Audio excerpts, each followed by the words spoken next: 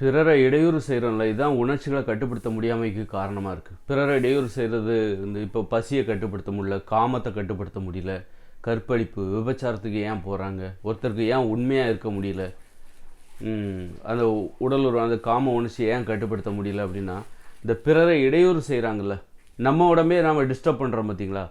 நம்ம உடம்பை நம்ம எப்படி டிஸ்டர்ப் பண்ணுறோம் அப்படின்னா, நம்ம உடம்பு ஆரோக்கியமாக இருக்குது, நோய்களை தருகிற உணவுகளை நம்ம சாப்பிட்றோம்ல, அதான் நம்ம உடம்பு நம்ம டிஸ்டர்ப் பண்ணுறோன்னு அர்த்தம். அதுபோல் முரட்டுத்தனமான வேலைகளை நம்ம செய்கிறோம். முரட்டுத்தனமான வேலைகளை எந்த உடம்பும் செய்ய விருப்பப்படாது. உலகத்தில் எந்த ஒரு யானை கூட முரட்டுத்தனமான வேலைகளை செய்யாது, மூட்டை தூக்காது. யானை பெரிய வெயிட்டை தூக்குமா? நடக்கும், ஓடும், உட்காரும், எந்திரிக்கும், படுக்கும், தூங்கும், அவ்வளோதான் யானை கூட. நம்ம கையில் அந்த யானை மாட்டிச்சுன்னா தான் அதை வச்சு நம்ம பெரிய மரங்களை தூக்கும். ஒரு மாடு மாடை வச்சு வண்டியை வச்சு இழுக்கிறோம் அப்படின்னா அது நாம தான் பண்ணுவோமே தவிர, ஒரு மாடு எதுக்காது ஓடும், உட்காரும், நடக்கும், ஓடும், இதான் மாடு செய்கிற வேலை. ஆனால் மனிதர்கள் இந்த மாதிரி நம்ம உடம்பே நம்ம டிஸ்டர்ப் பண்ணுறோம்ல, நம்ம உடம்பே வச்சுக்கிட்டு நம்ம மூட்டை தூக்குறது, அப்புறம் தண்ணிங்கான தூக்குறது, அப்புறம் மோட்டுத்தனமான வேலைகளை செய்கிறது, 8 மணி நேரம் வேலை செய்கிறது, இப்படி நம்மளே நாம டிஸ்டர்ப் பண்ணுறோம் பாருங்கள். இப்போ 8 மணி நேரம் பள்ளிக்கூடத்தில் உட்கார்றது, 8 மணி நேரம் தொழிற்சாலையில் வேலை பார்க்குறது, இதுதான் நம்மளை நாம் டிஸ்டர்ப் பண்ணுறது. அப்போ அது மாதிரி தான் நம்மளை மற்றவங்களையும் டிஸ்டர்ப் பண்ணுறோம்.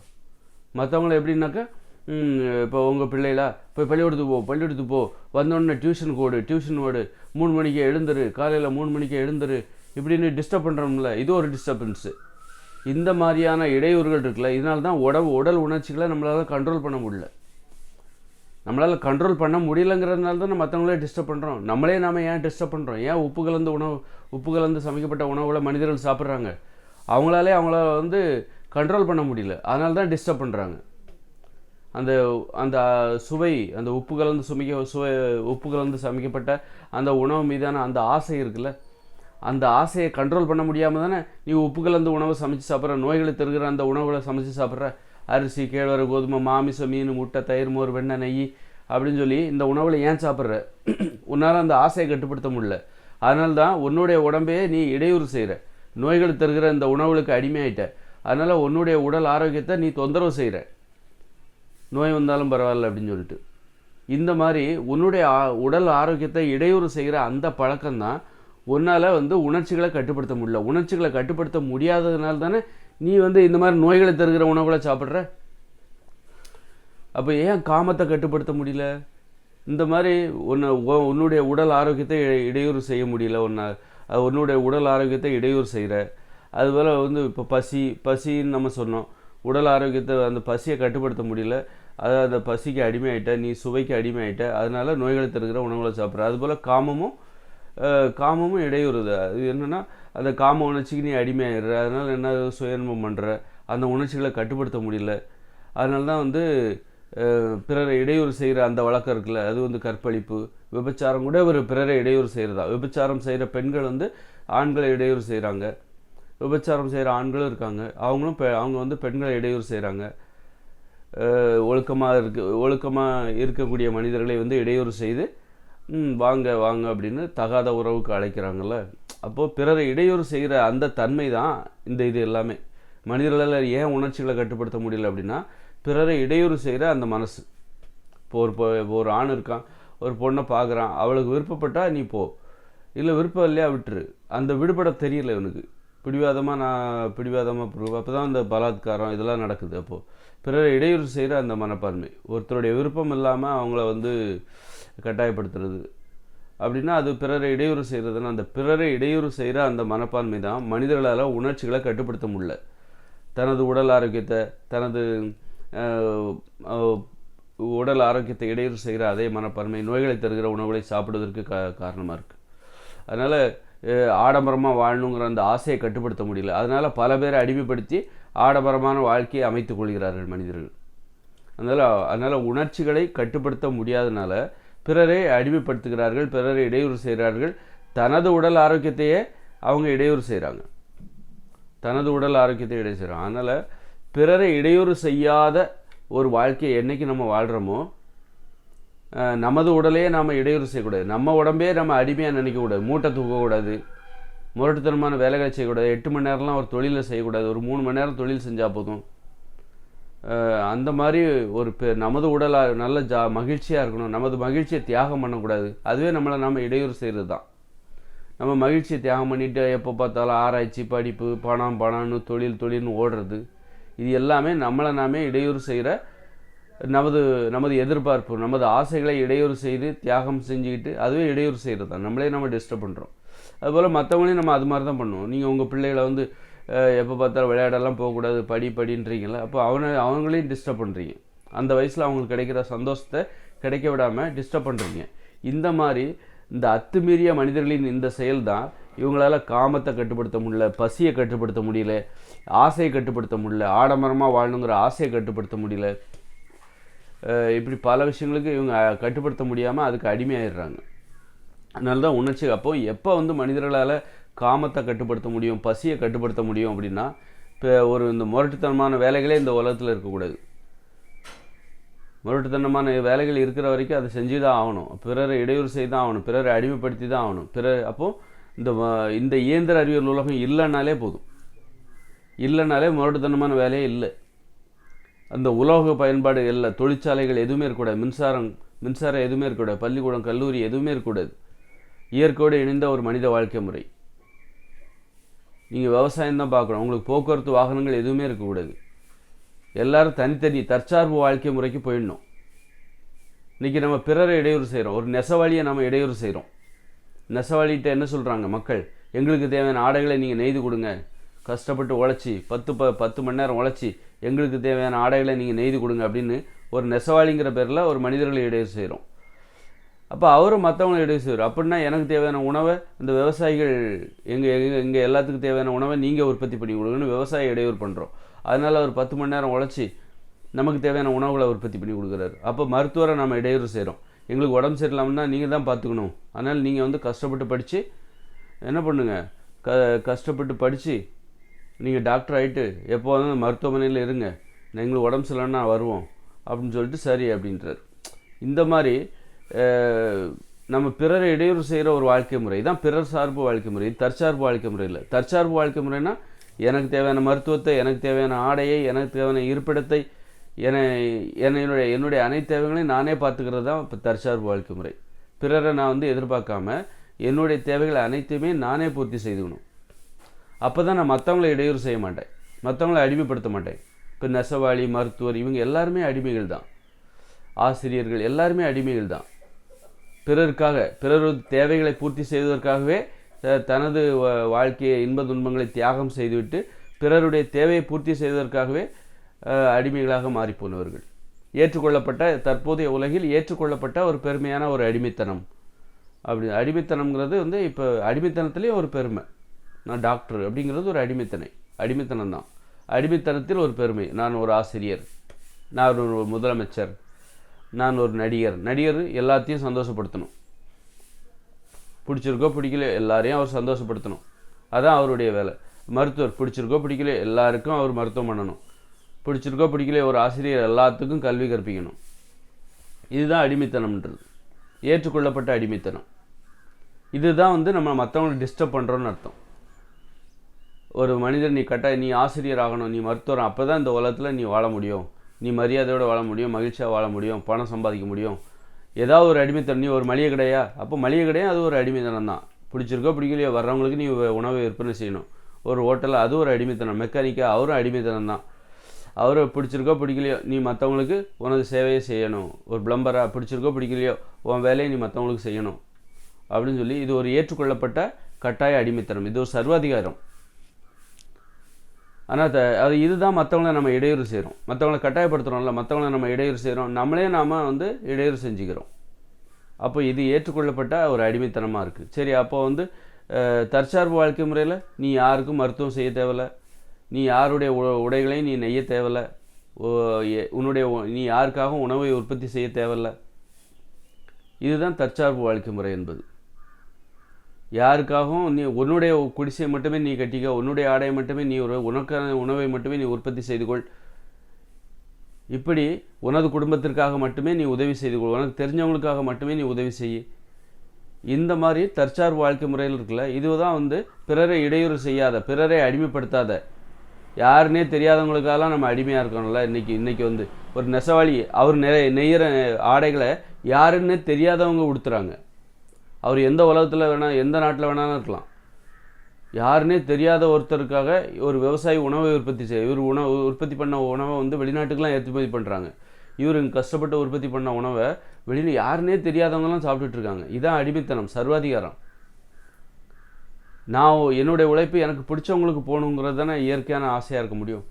எனக்கு தெரிஞ்சவங்களுக்காக, எனக்கு பிடிச்சவங்களுக்காக நான் ஒரு உதவி செய்யணும், நான் உதவி செய்கிறேன் அப்படிங்கிற மனப்பான்மையோடு உழைக்கிறது. இப்போ ஒரு ஹோட்டலில் வந்து ஏன் கலப்படம் பண்ணுறாங்க? கெட்டு போன உணவெல்லாம், கெட்டு போன குழம்பெல்லாம் சூடு பண்ணி அப்படி ஏமாற்றி ஏன் மக்கள்கிட்ட விற்பனை பண்ணுறாங்க? யாருன்னே தெரியாதவங்களுக்காக அவங்க அந்த உணவை கொண்டு போய் சேர்க்குறாங்க. தெரிஞ்சவங்களுக்கு தான் இதை நான் செய்கிறோம் அப்படின்னா அதை செய்ய மாட்டாங்களே.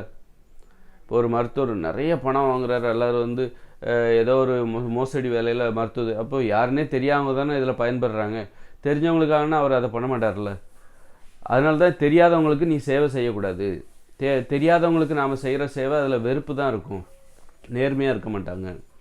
இதான் பிறரை இடையூறு செய்கிற இந்த வாழ்க்கை முறை தான், தன்னையே இடையூறு செய்கிற இந்த வாழ்க்கை முறை, சர்வாதிகார அடிமைத்தனம். இதுதான் வந்து நம்மளால் பசியை கட்டுப்படுத்த முடியல, ஆசையை கட்டுப்படுத்த முடியல, காமத்தை கட்டுப்படுத்த முடியல.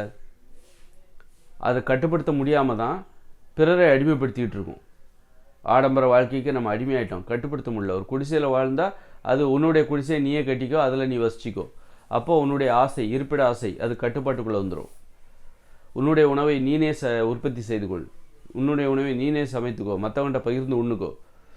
அப்போ அப்படி இருக்கும்போது உன்னுடைய அந்த உணவு சார்ந்த ஆசை கட்டுப்பாட்டுக்குள்ளே வந்துடும். நீ அந்த ஆசை கட்டுப்பாட்டில் இல்லைங்கிறனால தான் பல பேரை அடிமைப்படுத்தி விவசாயிகள் அங்கே பெரிய எண்ணிக்கையில் இருக்காங்க, அவங்கள அடிமைப்படுத்தி அவங்க வந்து நீங்கள் எங்களுக்கு தேவையான உணவை உற்பத்தி பண்ணி கொடுங்க அப்படின்னு நம்ம அவங்கள அடிமைப்படுத்துகிறோம். அடிமைப்படுத்துறது கூட நம்ம ஒற்றுமையாக இருக்கும். ஒற்றுமையாக இருந்து தனித்தனியாக நம்ம அடிமைப்படுத்தலை.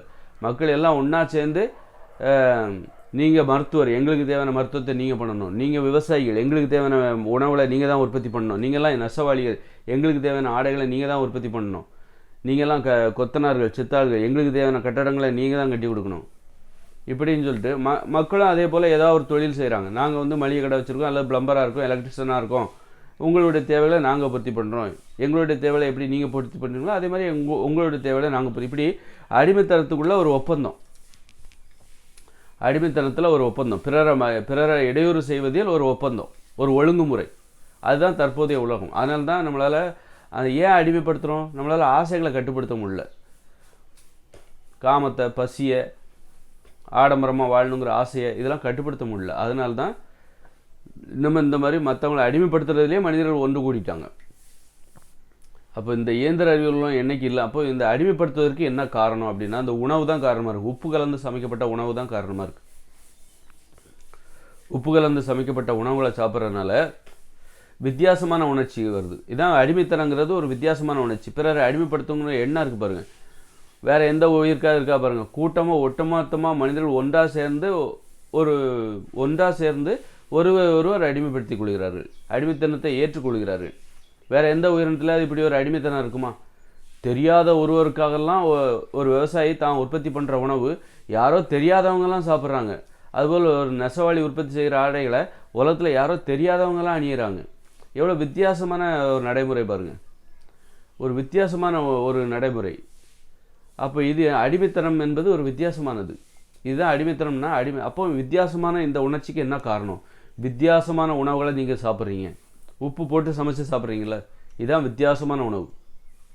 சமைச்சு அதில் உப்பு போட்டு மசாலாலாம் போட்டு சாப்பிட்றோம்ல, அதான் வித்தியாசமான உணவு. வித்தியாசமான உணவை சாப்பிட்றதுனால தான் மனிதர்களுக்கு வித்தியாசமான ஆசைகள் ஏற்படுகிறது. வேறு எந்த உயிரினத்துக்கும் இப்படி ஒரு ஆசைகள் கிடையாது. வேறு எந்த ஒரு உயிரினமும் இந்த மாதிரி உப்பு போட்டு சமைச்சு சாப்பிட்றதில்ல. அப்போ மனிதர்கள் பிறரை இடையூறு செய்கிறதுக்கு என்ன காரணம்? மனிதர்கள் தனது ஆரோக்கியத்தை இடையூறு செய்கிறார்கள். எதனால்? உணவு மூலமாக. எப்படி? அந்த உப்பு போட்டு சமைச்ச உணவுகளை சாப்பிட்றதுனால தான் உடம்புல நோய் வருது. தனது ஆரோக்கியத்தை மனிதர்கள் இடையூறு செய்கிறார்கள், பிறருக்கு அதை கொடுக்குறாங்க. அப்போ பிறரை இடையூறு செய்வதற்கு இந்த அடிமைத்தனம் என்கிற இந்த வித்தியாசமான நடைமுறைக்கு என்ன காரணம் அப்படின்னா இந்த உப்பு போட்டு சமைச்ச இந்த வித்தியாசமான உணவுகள். அதுபோல் மாமிச உணவு மனிதர்களுக்கு வித்தியாசமானது. மாமிசம், மீன், முட்டை, தயிர், மோர், வெண்ணெய், நெய், பால், தேன் இது வந்து மனிதர்கள் உண்ணக்கூடாத உணவு. இது மனிதர்களுக்கு இது வித்தியாசமான உணவு. இதை சாப்பிட்டா உனக்கு வித்தியாசமான எண்ணங்கள் தான் வரும், வித்தியாசமான ஆசைகள் தான் வரும். அதனால் இப்போ வந்து ஒரு ஒரு சிங்கம் இருக்குது, அதுக்கு வந்து புல்லு தான் உணவு அப்படின்னா அது வித்தியாசமாக பார்க்குமா இல்லையா? புல்லா, என்னடா இது, நாங்கள் புல்லு சாப்பிடணுமா, நாங்கள் மாமிசம் தானே சாப்பிடுவோம். அப்போ புல் என்பது ஒரு சிங்கத்துக்கோ புலிக்கோ வித்தியாசமான உணவு. அதுபோல் ஒரு ஆடு மாட்டுக்கிட்ட போய் நீ இனிமேல் மாமிசம் தான் சாப்பிடணும் அப்படின்னா அது வித்தியாசமாக பார்க்கும். நாங்கள் புல்லை தானே சாப்பிடுவோம், எங்கிட்ட போய் மாமிசம் சாப்பிட சொல்கிறீங்க. அதுபோல் மனிதர்கள் தாவர உண்ணிகள். அவர்கள் இலைத்தலைகள், காய்கறிகள், பழங்கள், கீரைகள், கிழங்குகள், பருப்புகள், கடலைகள், காளான், இலைத்தலைகள் இதைத்தான் சாப்பிடணும். இதை தவிர வேறு எதையும் சாப்பிடக்கூடாது. அப்படின்னா இவங்க வந்து மீனை சாப்பிட்றது, மாமிசத்தை சாப்பிட்றது, உப்பு போட்டு சமைச்சு சாப்பிட்றது, இது எல்லாமே வித்தியாசமானது. அப்போ வித்தியாசமாக பார்க்கும். அப்போ அந்த வித்தியாசமான உணவுகளை சாப்பிட்டா வித்தியாசமாக தான் செயல்படும். அந்த உணவுகளை சாப்பிட்றதுக்காகவே நீ வித்தியாசமாக செயல்பட்டாகணும். கடலில் போய் மீனை பிடிக்கிறது, அது ஒரு வித்தியாசமாக தெரியலையா? கடலில் போய் மீனை பிடிக்கிறது, அப்புறம் பார்த்தா சமைச்சு சாப்பிட்றது, இப்படி மாட்டையும் கொன்று கசாப்பு வாங்கி சாப்பிட்றது, இதெல்லாம் வித்தியாசமானது இல்லையா? அப்போ தான் இந்த வித்தியாசமான நடைமுறைகள்லாம் வருது. எது போரிடுவது ஒரு வித்தியாசமானது. போரிடுறதுலாம் வித்தியாசம். யாருன்னே தெரியாது, நீ சண்டைக்கு போகிற, அவங்கள போய் வெட்டுற, கொல்ற, சுடுற, நீ சுடுற தோட்டாவால் சாக போகிறோம் யாருன்னே உனக்கு தெரியாது, அவங்களெல்லாம் நீ கொல்ற. எப்படி ஒரு நெசவாளி யாருன்னே தெரியாதவங்களுக்கு ஆடைகளை உற்பத்தி செய்து விற்பனை செய்கிறாரோ, ஒரு விவசாயி அவர் உற்பத்தி பண்ணுற ஆடைகளை, அவர் உற்பத்தி பண்ணுற உணவுகளை யார் சாப்பிட போகிறாங்கன்னே தெரில. இந்த உலகத்தில் எங்கே வேணாலும் அவர் சாப்பிடலாம், ஏற்றுமதி செய்யப்பட்டு யார் வேணாலும் ஒரு விவசாயிகள் உற்பத்தி பண்ணுற உணவை சாப்பிடலாம். அதுபோல் ஒரு போர் வீரர் கூட நம்ம யாருன்னே தெரியாதவங்களெல்லாம் கொலை பண்ணுறாரு. ஒரு போர் வீரர் இங்கேருந்து ஏவுகணையை பட்டன் அழுத்துறாரு, ஏவுகணை போகுது, அது இலக்கு நோக்கி தாக்குது.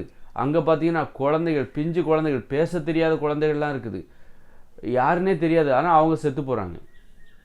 யாருன்னே தெரியாதவங்க மேலெல்லாம் இவருக்கு கோபம். அப்புறம் அங்கேருந்து ஒரு ஏவுகணை பறந்து வருது, இங்கே உள்ளவங்களை அடிக்குது. இப்படி யாருன்னே தெரியாதவங்களையெல்லாம் மனிதர்கள் கொண்டுகிட்டு இருக்காங்க. வித்தியாசமானது இல்லையா? பைத்தியகாரத்தனமாக தெரியலையா? இது ஒரு பைத்தியகாரத்தனங்க. இந்த பைத்தியகாரத்தனமான நடைமுறைக்கு என்ன காரணம்னா, உப்பு கலந்து சமைக்கப்பட்ட இந்த உணவு தான் காரணம். உப்பு கலந்து சமைக்கப்பட்ட உணவு என்பது ஒரு பைத்தியகாரத்தனமான உணவு. மனிதர்கள் பைத்தியமாயிட்டாங்க. இதை சாப்பிட்டு வெறி பிடிச்சி போச்சு. இப்போ ஒரு நாய்க்கு வெறி பிடிச்சி போச்சுன்னா பைத்தியம் பிடிச்சின்னு தான் சொல்லுவாங்க, பைத்தியம் அப்படின்னு தான் சொல்லுவாங்க. அதே மாதிரி தான் இது ஒரு பைத்திய உணவு. இது உப்பு கலந்து சமைக்கப்பட்ட உணவு இருக்குது பாருங்கள். இந்த உப்பு கலந்து சமைக்கப்பட்ட இந்த உணவை சாப்பிட்டனால மனிதர்களுக்கு அடிமைத்தனம் என்பது ஒரு பைத்தியம், ஒரு பைத்தியக்கார நடைமுறை. இது யாருன்னே தெரியாதவங்களுக்கெல்லாம் இவர் வந்து உணவை உற்பத்தி செய்கிற ஒரு விவசாயி, ஆடைகளை உற்பத்தி செய்கிற நெசவாளி, யாருன்னே தெரியாதவங்களுக்கெல்லாம் சிகிச்சை செய்கிற ஒரு மருத்துவர், யாருன்னே தெரியாதவங்களுக்கெல்லாம் மளிகை பொருட்களை விற்பனை செய்கிற ஒரு மளிகை கடைக்காரர், ஒரு பிளம்பர், எலக்ட்ரிஷியன், இது ஒரு பைத்தியகாரத்தனமாக தெரியலையா? அதனால் வந்து முதல்ல இந்த உணவு தான் இதுக்கு எல்லாத்துக்குமே உப்பு கலந்து சமைக்கப்பட்ட இந்த உணவு தான் காரணமாக இருக்குது. நோய்களுக்கு இதான் காரணமாக இருக்குது. இந்த வித்தியாசமான உணவு முறையால் தான் வித்தியாசமான ஒரு பிரச்சனை. நோயும் ஒரு வித்தியாசமான பிரச்சனை.